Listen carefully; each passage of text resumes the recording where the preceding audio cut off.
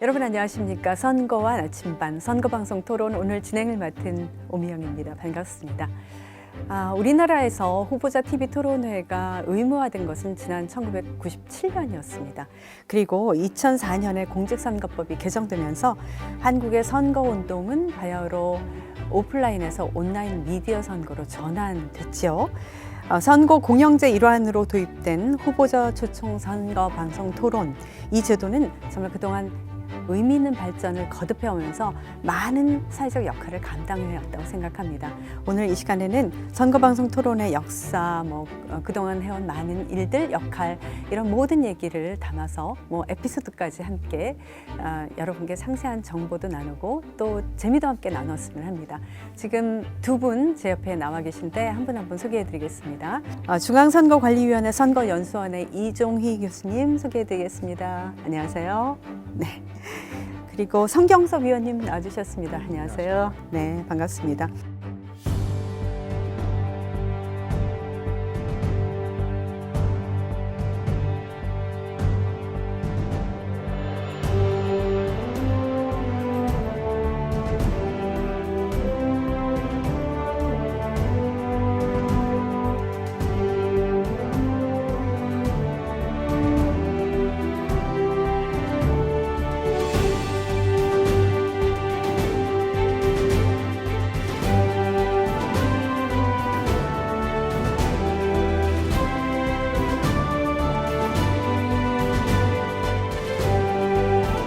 선거방송 토론은 우리나라 선거제도의 중요한 구성 요소 중에 하나죠.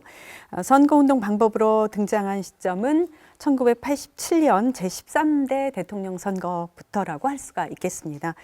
당시는 칼라 TV가 이제 도입이 됐고 대중화되면서 해외 TV 토론이 알려지기 시작한 때라고 볼 수 있습니다. 선거방송 토론, 우리나라의 도입 이후에 지금까지 어떤 그 변화를 거쳤는지 좀 간략히 설명을 부탁드려도 될까요? 네, 1987년 말씀을 하셨는데요. 그때 당시 대통령 직선제가 도입이 되면서 방송사에서 이 토론회를 할 수 있도록 법으로는 만들어졌어요. 1994년이었죠. 선거법이 다시 제정이 되면서 1995년에 처음으로 제대로 된 후보자 토론회가 서울시장 선거에서 시작이 되는 거죠. 아까 말씀하신 대로 1997년에 의무화가 되기 시작하는 거죠. 97년에 대통령 선거방송 토론위원회를 양대 공영방송사에서 만들어서 실시를 하도록 하다 보니까 의무화가 되기 시작한 거죠. 그래서 97년에 대통령 선거방송 토론회는 본격화 되었다고 할 수가 있겠는데요.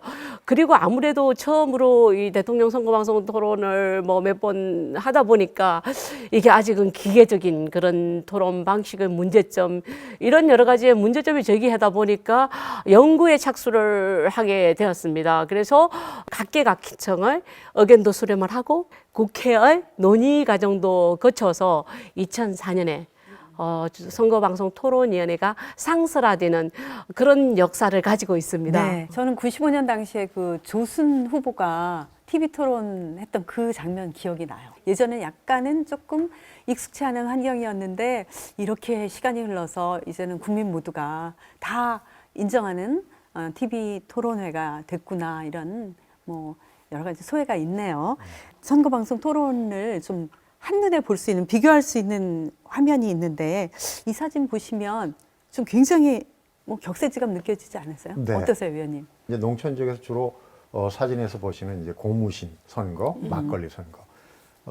이 고무신은 불법 선거 증거물로 압수가 된 거고요.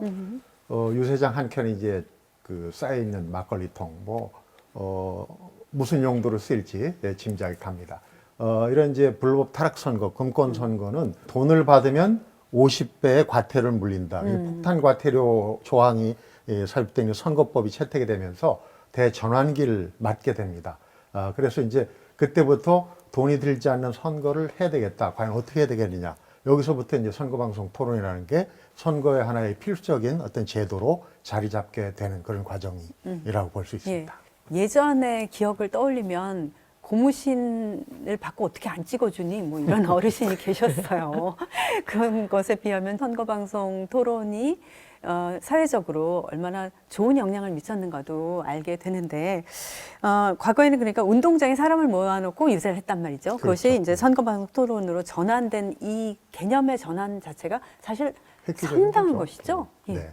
예전에 그 뭐 운동장 선거, 유세장 선거를 할 때 보면은 어느 쪽에서 많은 인원을 동원하느냐 이게 이제 세과시 아닙니까? 그렇죠. 지금 이제 선거방송 토론을 통한 이 유세 방식의 전환은 상당히 그러니까 돈은 적게 들이고 효율은 높이는 그러니까 저비용 고효율의 어떤 바람직한 선전 시스템이라고 볼 수가 있습니다. 예전엔 다시 돌아가서 보면은 30당 20락이라는 얘기 들어보셨어요? 뭐였죠? 언론에 많이 나오는데 30억을 쓰면 선거에 당선이 세상에. 되고 20억을 쓰면 떨어진다. 어마어마한 액수네요. 그러니까 이제 선거에 나오는 사람이 있는 집안에서는 가산탕진하고 뭐 거리에 나앉기 쉽다 이런 자조까지 나오는 그런 현상이 있었는데 바로 이런 그 비용이 많이 들어가고 정치 제도의 어떤 효율성도 기할 수 없는 이런 그 시스템을 견제하고 또 새로운 방향으로 개선하기 위한 그런 그 방책으로서 선거방송 토론은 이제 어떻게 보면 선거의 꽃이 됐다 이렇게 네. 얘기를 할 수가 있겠습니다. 그렇죠. 그래서 이제 모든 그 유권자가 그 후보자에 대해서 그리고 정책에 대해서 비교를 한 자리에서 할 수 있다는 측면에서 알 권리를 신장시키는 좋은 제도다 이렇게 볼 수가 있는데 사실 해외에서는 그보다 훨씬 이전에 시작이 됐죠. 미국에서 이 대선 후보 간 토론회가 1960년에 시작이 됐습니다. 그 유명한 닉슨과 케네디, 그 케네디가 이기게 된 그렇죠. 비결이 바로 TV 토론이다 이렇게 이제 많이들 알고 있는데 그 당시에 그 대선 TV 토론이 미국에서도 큰 영향을 미친 것으로 역사적으로 기록이 돼 있지 않습니까, 성 의원님? 네. 정확하게 얘기하면 1960년 9월 26일입니다.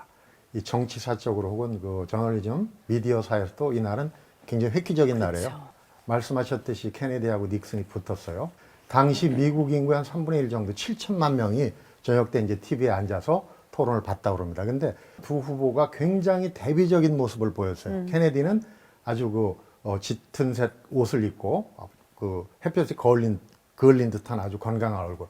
또 닉슨은 상대적으로 정치 거물이지만 왠지 그 허약해 보이고 땀 흘리고 불안하고 초조한 그런 모습을 보였습니다. 그러니까 당연히 이제 4번 토론이 실시가 됐는데 첫 번째 토론부터 상당히 케네디한테 이제 밀려 들어간 거죠.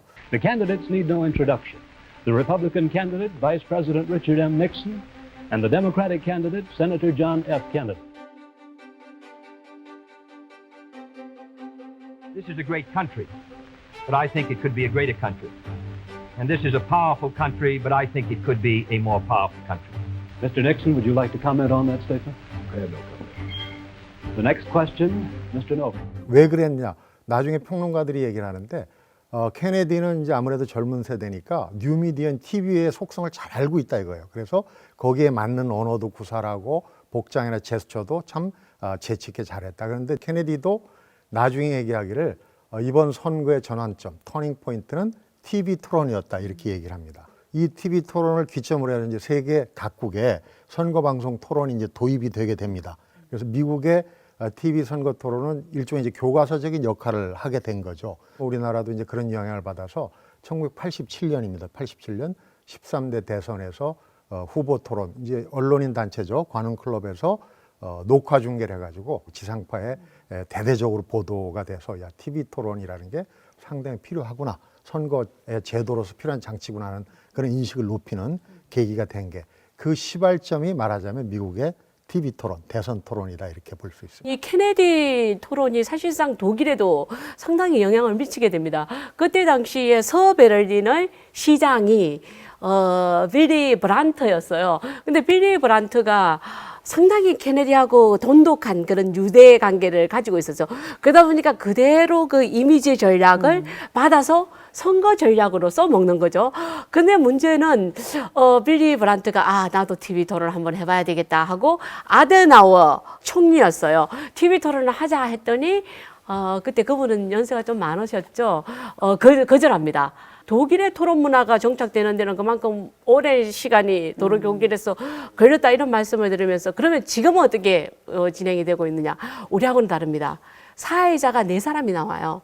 왜냐하면 양대 공영방송사와 2개의 민영방송사가 공동으로 토론을 주관하는 거죠. 그러다 보니까 각 방송사에서 한 명씩 대표주자들이 나와서 4명의 사회자가 같이 진행을 하는데 더 재미있는 건 공동 시청 행사가 많이 일어나고 있습니다. 월드컵 보듯이 시청자들이 이렇게 카페나 아니면 맥주집에 모여서 막 같이 응원해요. 그리고 극장에서 공동 시청을 하고 끝나고 나면 다시 그 토론에 대한 토론을 하는 그런 행사들이 벌어지는 걸 보면서 그야말로 선거를 축제로 즐기는 그런 분위기를 보면서 아, 우리는 언제 조금 더 이렇게 선거를 축제로 벌이는 그런 분위기가 형성이 될까 부러운 생각도 하게 되죠. 참 부럽네요. 네, 우리도. 참 자유로운 어떤 선거 방송 토론의 모습을 좀 떠올리게 되네요. 네. 이렇게 우리나라도 이제 어쨌든 지난 20여 년간 많은 그 발전 변화가 있었는데 2004년에 이르러서 중앙선거방송토론위원회를 출범시키게 된 것이죠. 이해를 돕기 위해서 로고를 한번 들여다볼 필요가 있습니다. 많은 의미가 담겨 있습니다. 지금 따옴표 모양이 있는데요. 그건 서로가 이렇게 상대방하고 토론한다는 의미를 담고 있습니다. 그리고 로고 자체에 삼원색이 들어가 있죠. 그건 그야말로 토론 주제에 다양한 내용들을 담을 수 있다는 걸 얘기를 하고요. 그리고 무지개 색깔로 이렇게 배치를 했습니다. 그 의미는 정말 물이 흐르듯이 토론도 물어듯이 자연스럽게 흘러가라는 그런 의미도 담고 있습니다. 사각형의 의미는 뭐 TV라든지 이렇게 공론장으로서의 의미도 담고 있는 거죠. 그리고 또 이게 서로가 로고가 겹쳐지는 부분은 토론이 경쟁만을 의미하는 게 아니라 서로 화합과 그리고 또 토론을 통해서 타협도 하고 갈등 관리도 한다는 그런 의미까지도 담겨 있습니다. 그래서 선거방송토론위원회가 후보자 토론 관리나 정책 토론 관리뿐만이 아니라 토론 문화 활성화를 위해서도 여러 가지 일을 하고 있다고 말씀을 드릴 수가 있겠죠. 선거방송토론위원회는 이제 전국적인 조직 아닙니까? 중앙선거방송토론위원회를 위시해서 시도 조직이 있고 많은 일들을 하고 있을 텐데 그 역할 그리고 구성이 어떻게 돼 있는지 이런 것도 좀 유권자분들께 소개를 해주시면 좋을 것 같아요. 네, 선거방송토론위원회는 중앙선거방송토론위원회와 17개 시도에 시도 선거방송토론위원회가 있습니다. 그리고 구시군에 249개의 선거방송토론위원회가 설치가 되어 있습니다. 선거가 있을 때는 공직선거정책토론회와 그리고 후보자 토론회를 개최를 하고 있죠. 선거가 없는 시기에는 정당정책토론회를 개최를 하고 있습니다. 그 밖에 또 많은 활동을 하고 있는 것으로 알고 있는데 그것도 좀 소개를 덧붙여 주세요. 네, 토론 문화 활성화를 위해서 고등학생 토론대회, 대학생 토론대회도 개최를 하고 있고요. 예비 후보자를 위해서 후보자 선거방송 토론 아카데미도 개최를 하고 있죠. 그렇게 정말 많은 활동을 하고 있고 선거 기간이 아닐 때도 그 역할을 다하고 있다는 걸 유권자들은 잘 모르셨을 것 같아요. 아마 이번 시간에 저런 조직이 있었구나 생각하실 텐데, 예, 그러면 선거방송 토론에 대해서 이제 법적으로 어떻게 그 의미가 있는지를 좀 자세히 여기서 잠깐 설명을 드리겠습니다. 먼저 선거방송 토론의 그 종류가 3가지가 있는데요. 먼저 공직선거법 제82조의 2에 근거해서는 후보자 대담 토론회가 열립니다. 선거 기간에 열리는 것이죠. 그다음에 공직선거법 제82조 3에 근거해서는 공직선거 정책 토론회가 있습니다. 정책을 듣고자 하는 그런 토론회가 열린다는 것이고요. 또 정당법 제39조에 근거해서는 정당 정책 토론회가 열립니다. 중앙과 시도, 구시군의 위원회가 주관을 해서 대통령, 그리고 비례대표와 지역구 국회의원, 교육감, 또 시도를 비롯한 자치구 장선거에 선거방송 토론을 진행하고 있습니다. 토론회가 이렇게 개최되는 것은 이제 생각보다 종류가 많다 이런 것을 알게 되셨을 텐데요. 그 부분을 성 의원님께서 그 절차를 좀 설명해 주세요. 이 선거방송 토론의 이제 전반적인 토론 설계를 맡은 게 이제 바로 선거방송토론위원회인데요. 그러니까 뭐 사회자 선정, 장소, 주제, 구성 방식, 진행 방식 이런 것들 모든 그 틀을 짜는 것이 선거방송토론위원회의 역할이기도 합니다. 그래서 이런 것들이 이제 다 결정이 되면은 각 당의 대표들을 모아서 이제 설명을 합니다. 정해진 내용이죠. 그러니까 뭐 사회자는 어떻고 주제는 어떻고. 근데 이제 설명에서 가장 중요한 건 뭐냐면요. 토론자가 어떤 좌석으로 앉을 건지 또 어떤 순서로 발언할 건지 이걸 추첨에 의해서 이 공정성을 기하기 위해서 추첨위에서 뽑게 되는 겁니다. 설명회에서. 그리고 토론의 제반 규정을 이때 알려줍니다.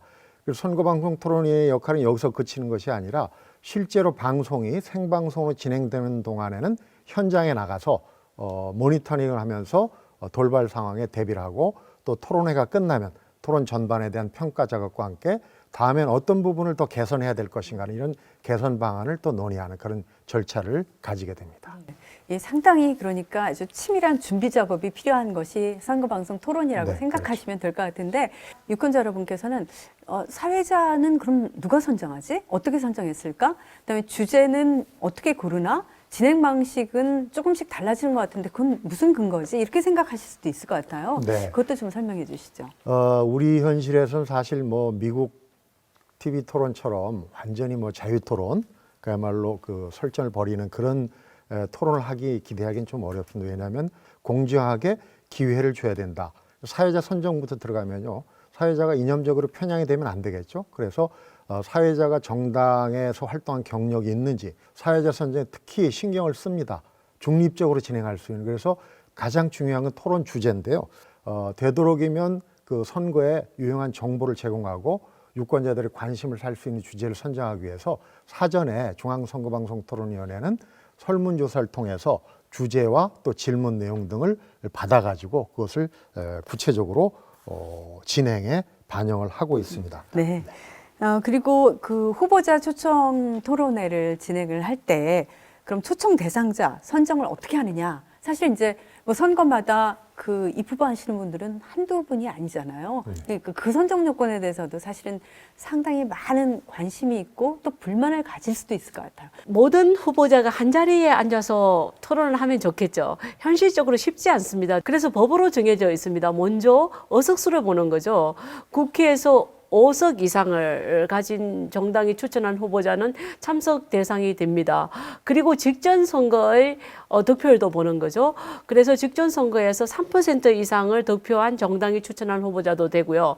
그렇지만 또 신인이라든지 그런 경우가 있을 수가 있잖아요. 이 경우에 여론조사 요건이 있는 거죠.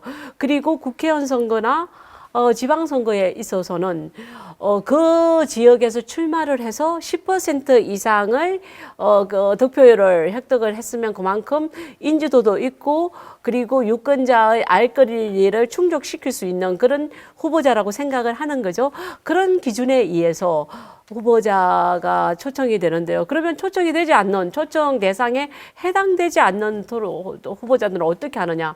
그분들을 위한 토론회도 따로 마련을 하고 있습니다. 이 후보들의 긴장감이 워낙 높잖아요. 뭐 저희 준비하는 측에서도 이제 덩달아 사실 긴장 수위가 높아지는데 뭐 자료도 많이 가지고 그런데 저희가 그 자료를 쓸 수 없다고 말하는 그런 네. 경우도 있잖아요. 예. 지금 저희도 이렇게 이제 큐 카드를 들고 네. 많이 예전에 이런 게 없었거든요. 현재 그 규정에 따르면은 후보자는 A3 용지 규격의 도표, 뭐 사진, 자료, 뭐 이런 걸 갖고 들어올 수 있게 돼 있어요. 그런데 전자기기, 이를테면 이제 뭐 휴대전화나 노트북이나 뭐 그다음에 이제 아이패드 이런 거는 이제 반입을 못 하게 돼 있는데 제가 토론위원으로 활동한 10년 전만 해도 사실은 A4 용지 20장, 낱장 20장 외에는 아무것도 못 갖고 들어오게 했어요. 그러니까 그런 규정을 두는 거는 사실은 뭐 토론을 이제 생방송이니까 효율적으로 진행해야 되겠다는 것도 있지만 적어도 제대로 된 후보라면 머릿속에 자기 정책 비전 그렇죠. 담고 와서 좀 설득력 있게 얘기할 수 있지 않느냐. 근데 이제 에피소드지만 18대 대선에 한 후보가 서류 가방을 들고 왔는데 사진이 찍혔어요. 근데 그게 아이패드 비슷하게 돼가지고 야 이거 전자기기 아니냐. 그래서 이제 확인하는 그런 이제 소동이 벌어지기도 했었습니다. 그런 네. 기억이 나네. 우리도 이제 점차 그렇게 발전을 해 나가는 거라고 그 네. 과정에 있다고 생각합니다. 근데 이제 선거방송 토론이 이렇게 국민의 알 권리를 신장시키고 중요한 역할을 하기 때문에 유권자가 후보자를 판별하는 아주 그 요긴한 도구가 되기도 하거든요. 그러다 보니까 사실은 선거방송 토론에 나와서 잘한 후보가 갑자기 지지율이 반등한다거나 이런 경우도 사실 있지 않습니까? 1976년에 토론도 우리가 눈여겨볼 만한 그런 토론이었죠. 포드 대통령이 참석을 하지 않으려고 했어요, 처음엔. 그런데 여론조사 결과가 심상치가 않아요. 그래서 토론회 나가야 되겠다 해서 토론회 나갑니다. 그런데 그 자리에서 말실수도 많이 하고 너무 선언적인 그런 얘기를 많이 해요.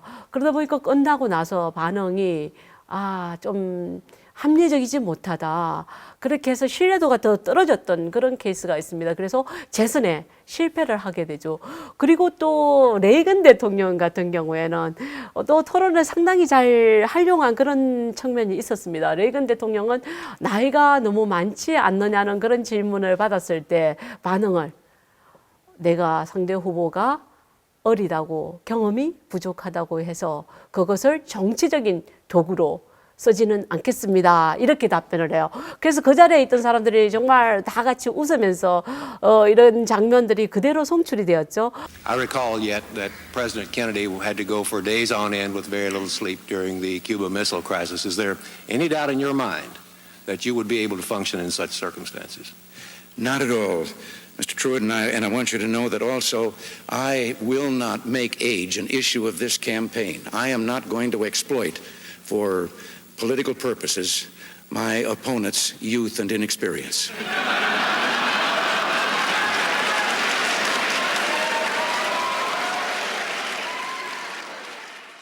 레이건 대통령 결국에는 그 토론 이후에 또 더 인기도가 상승을 하고 그리고 재선에도 성공하는 케이스가 있는데 우리의 경우에도 토론을 안 나가려고 했다가 결국에는 토론 현장에서 토론 준비가 부족해서 지지율이 토론 후에 떨어진 그런 케이스가 있습니다. 그래서 상대 후보자가 토론 끝나고 나서 정말 당선되고 나서 그 얘기를 했었죠. 이번 선거에서 토론이 큰 영향을 미쳤다. 그리고 토론 후에 거리의 분위기가 다르더라. 이 정도로 많은 그 효과를 누리고 있습니다. TV 토론을 보고 내가 어떤 후보를 찍어야 될지 결정을 했다 하는 게 10%에서 15% 정도, 그러니까 뭐 12, 3% 정도가 나옵니다. 이제 이거는 말하자면 후보를 뭐 결정적으로 뭐 역전시키고 할 정도 수치는 아니지만 후보자로 볼 때는 나를 지지하는 층을 견고하게 확인시키는 혹은 또 누군지 아직 결정하지 못한 그런 이제 부동층을 흡수할 수 있는 이 절호의 기회가 이제 TV 토론이라고 볼 수가 있어요. TV 토론에는 뭐 결과적으로는 유권자들이 이제 뭐 선거에 관련된 누굴 찍어야 될지 이제 정보, 그 다음에 후보자에 대한 정책 검증 뭐 이런 기회를 제공하는 그런 좋은 기회가 아니겠습니까? 그래서 선거방송 토론위원회는 이런 이제 이 TV 토론을 평가할 수 있는 일종의 채점표 형식의 어떤 형태의 그 포맷을 만들어서 제시를 하고 있습니다. 후보자가 비전과 전략이 있느냐, 또 역량과 리더십은 제대로 갖췄느냐, 또 정책 관련해서도 이 정책이 과연 적정하고 실현 가능하냐, 뭐 이런 여러 가지 항목들이 이제 채점표에 나와 있습니다. 그런데 토론에서 상대 후보에게 압도적으로 이제 우위를 점했다 그래 꼭 지지율이 올라가는 건 아니더라고요. 유권자들이 볼 때 저 사람 얘기 맞아, 저 사람 얘기 참 잘해. 근데 상대방을 너무 무시해. 뭐 이런 경우에는 토론에는 이기고 오히려 지지율에서는 역효과를 보는 그런 결과도 있어요. 그렇습니다. 그리고 예. 또 한 가지는 이제 아쉬운 거는 TV 토론을 통해서 유권자들이 이게 후보자의 자질이나 능력 이런 건 잘 검증을 하지만 관심을 두지만 정책이나 공약 부분에서는 좀 소홀하지 않냐 이런 이제 평가가 나오거든요. 유권자들이 TV 토론에 임할 때는 좀 정책과 공약도 비중 있게 생각해서 좀 유심히 봐야 되지 않느냐 뭐 이런 생각이 듭니다. 예. 지금 20여 년 우리나라에서 이 선거를 TV 토론을 통해서 많은 국민들이 정보를 접하는 이런 시기를 거쳐왔는데 그동안에 이것이 TV 생방송이다 보니까 사실 기술적인 면도 상당히 많이 발전했거든요. 저희가 위원회에서 이 부분도 그래서 신경 많이 쓰지 않습니까? 그러니까 배경 같은 거. 우리 오 교수님이나 저나 8, 90년대 TV 리포트를 하고 그랬는데 네. 예전 화면 보면 왜 그렇게 촌스러운지 모르겠어요. 지금 보면. 네, 그렇죠. 그 타임은 생각나시죠? 네. 토론자들이 이렇게 발언하고 있으면 뒤로 이렇게 하나씩 넘기면서 이래 발언했다 이렇게 직원 하나는 그 전담이에요. 탁구 게임 하듯이. 그렇죠. 이렇게 넘기면서 하는 그런 시스템이었죠. 그래서 저희가 이거 타이머를 개발을 해야 되겠다 해서 어떤 생각을 했었냐면 말만 하면 바로 시간이 탁 체크되는 그런 걸 만들려고 했었죠. 근데 실제로 저희가 시도를 했습니다. 근데 문제는 기침만 해도 타이머가 그냥 돌아가요. 기술적으로 도저히 안 되는 거죠. 것 같아요. 그리고 무대 색깔 생각이 나시죠? 처음에는 그냥 새까맸어요. 그렇죠.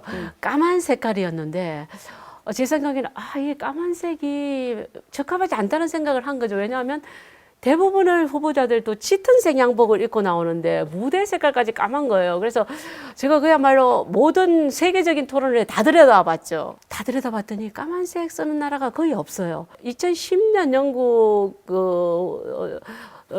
TV 토론이 상당히 눈에 띄더라고요. 모든 색깔을 다 활용을 한 거예요.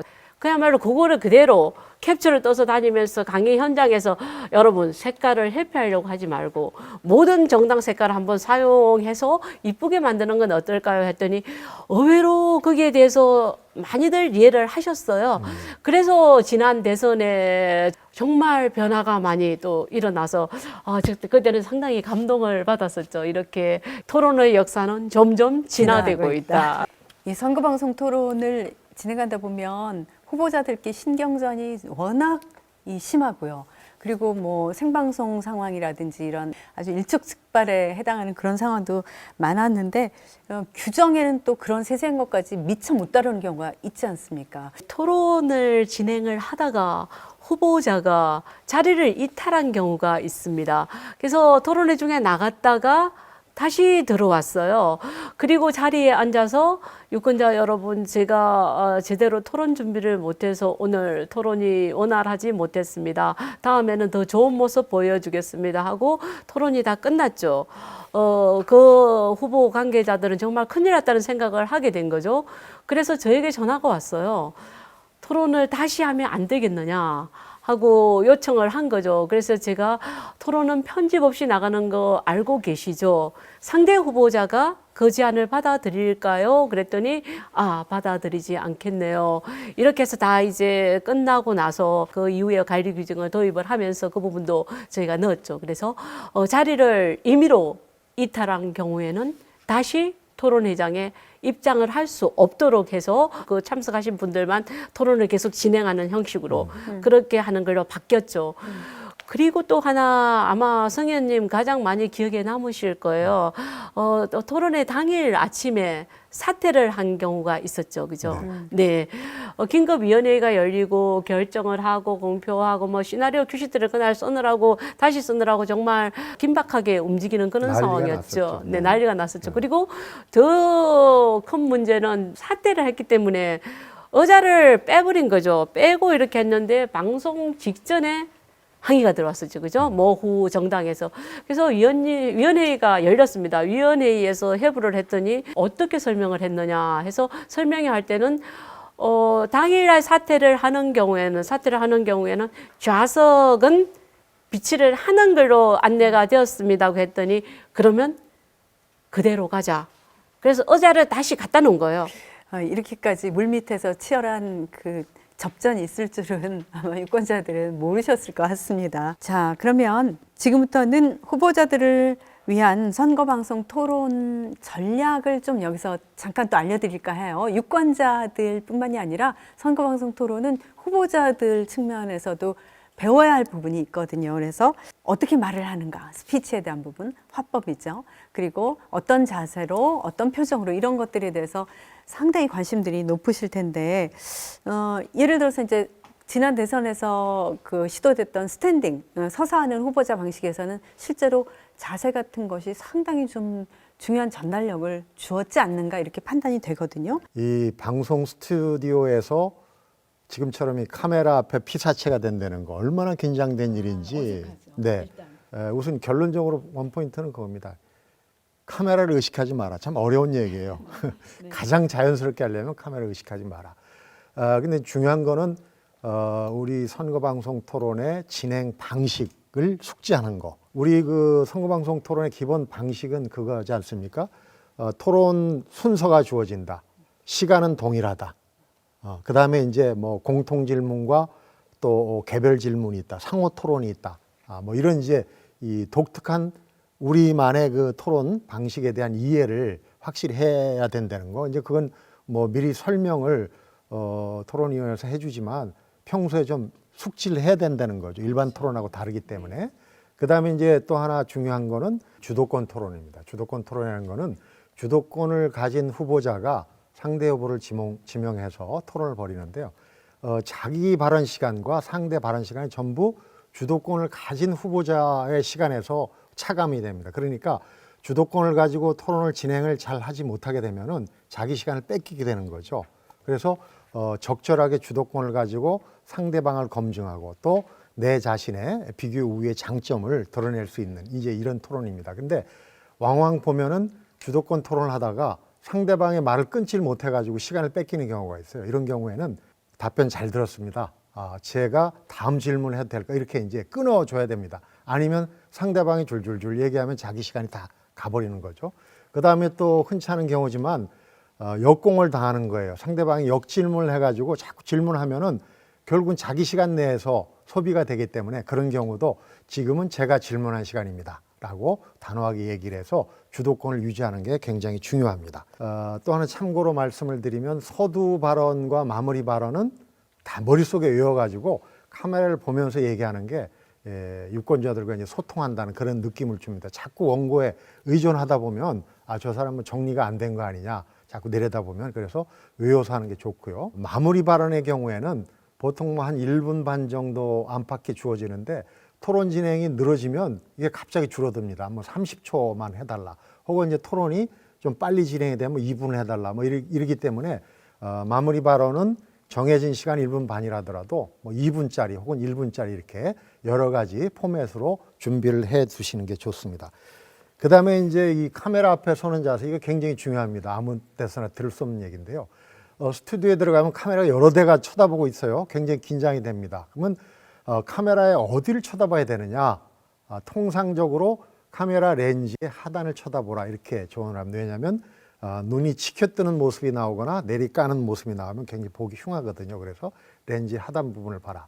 그 다음에 카메라가 여러 대인데 어딜 봐야 되느냐? 전문 용어입니다만 탈리라는 게 있어요. 탈리. 카메라에 이제 빨간 불이 들어옵니다. 빨간 불이 촛불처럼. 그 불이 들어오는 카메라가 온에어 카메라입니다. 거기를 쳐다봐야 유권자와 눈을 맞출 수 있는 겁니다. 그러니까 탈리, 빨간불이 들어온 카메라와 그다음에 토론 상대방을 번갈아 보는 것이 상당히 유연하게 토론하는 것처럼 보입니다.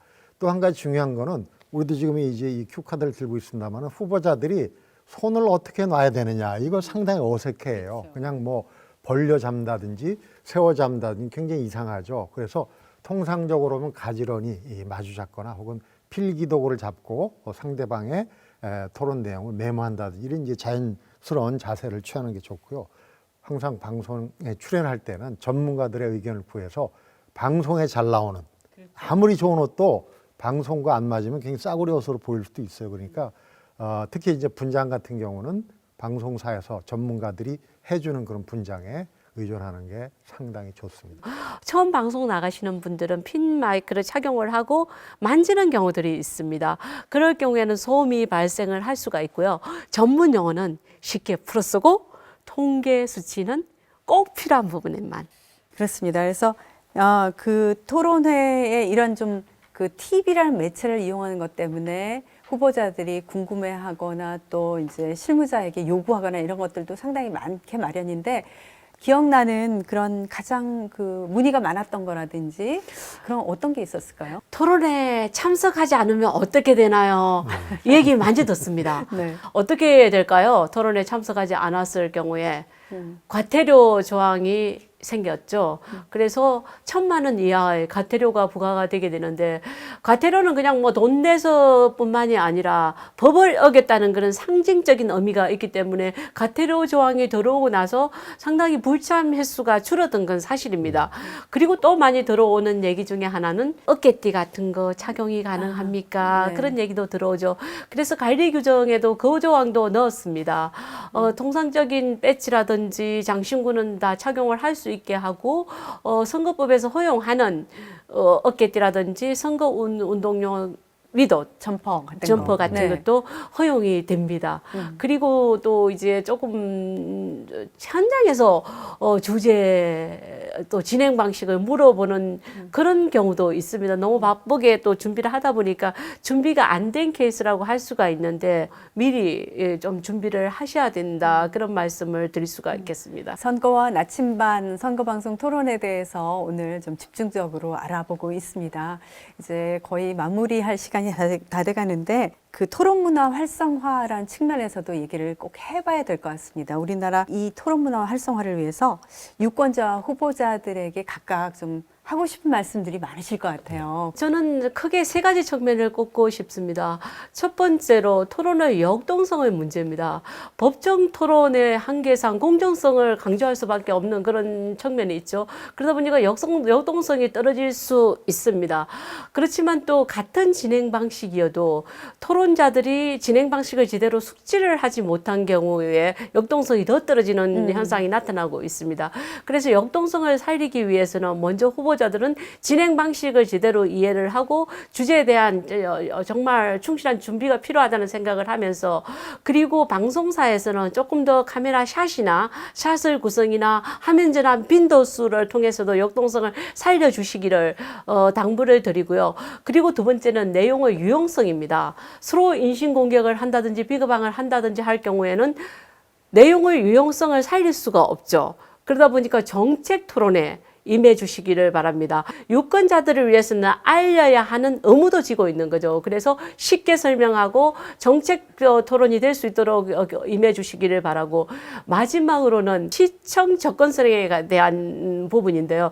방송국에서는 가능한 한 유권자들이 쉽게 접근할 수 있는 시간에 방송을 해 주시기를 당부를 드립니다. 네.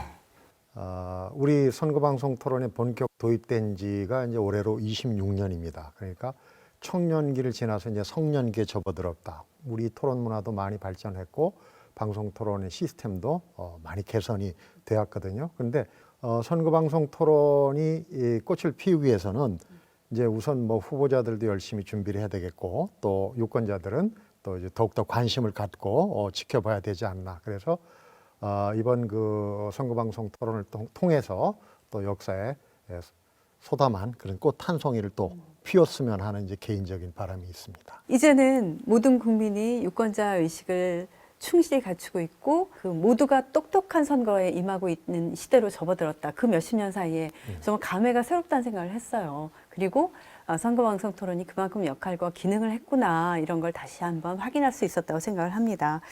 앞으로 더 참여민주주의 그리고 올바른 정치 문화의 정착을 위해서 열린 토론이 더 필요하리라고 봅니다. 바른 선택을 도와준다는 측면에서도 그렇고요. 이 한국의 정치 문화를 한 걸음 더 성숙하게 품격을 높이는 데도 이런 것이 반드시 필요한 것이라고 생각이 들거든요.